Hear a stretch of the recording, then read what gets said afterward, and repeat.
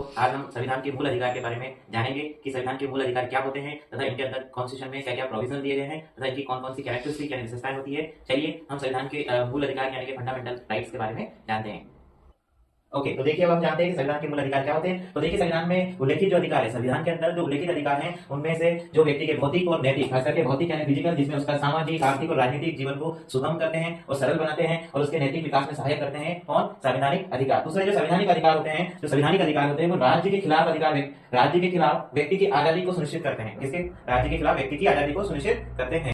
तो ये राज्य के खिलाफ है, यानी राज्य के खिलाफ व्यक्ति की आजादी को क्या करते हैं? सुनिश्चित करते हैं। कौन? Fundamental right. और अगर हम आगे बात करते हैं तो फंडामेंटल राइट के अंदर कुछ प्रोविजन किए जाते हैं, यानी कुछ उपबंध किए जाते हैं कि अगर हम इनकी बात करते हैं तो जो हमारे मूल अधिकार है फंडामेंटल राइट के, कहां से? अमेरिका के संविधान से लिए गए हैं, क्योंकि अमेरिका के संविधान में लिखे गए हैं कौन? मूल अधिकार। तो ये हमने कहां से लिए? संयुक्त राज्य अमेरिका के संविधान से लिए गए। वहीं भारत के संविधान की बात करते हैं तो भारत के संविधान में भाग 3 में ये शामिल किए गए हैं और जो आर्टिकल है अनुच्छेद 12 से लेकर 35 यानी 12 से लेकर 35 इनको शामिल किया गया है। दूसरा जो भारत के फंडामेंटल राइट है ये न्यायालय के द्वारा इनको संरक्षण प्राप्त किया गया, जिससे इनका पावर और बढ़ जाता है, जिनकी शक्ति और मौलिक हो जाती है। और अगर हम बात करें तो जो पहले मूलतः देखा जाए तो जो मूलतः अगर हम बात करें संविधान के फंडामेंटल राइट की तो मूलतः ये 7 थे। कितने थे? 7 थे। लेकिन क्या हुआ बाद में से 1978 में 44वें संविधान संशोधन में 44वें कॉन्स्टिट्यूशन अमेंडमेंट में जो संपत्ति का अधिकार था, राइट टू प्रॉपर्टी का जो राइट था, उसको क्या कर दिया गया? हटाकर उसको एक कानूनी अधिकार बना दिया गया। किसके द्वारा? एक संशोधन के द्वारा। कौन से संशोधन के द्वारा? 44वें संशोधन के द्वारा 1978 के अंदर इसको हटाकर क्या बना दिया गया? कानूनी अधिकार। अब देखा जाए तो हमारे संविधान में कितने अधिकार है? ओनली 6 फंडामेंटल राइट है। वही अगर हम बात करें फंडामेंटल राइट की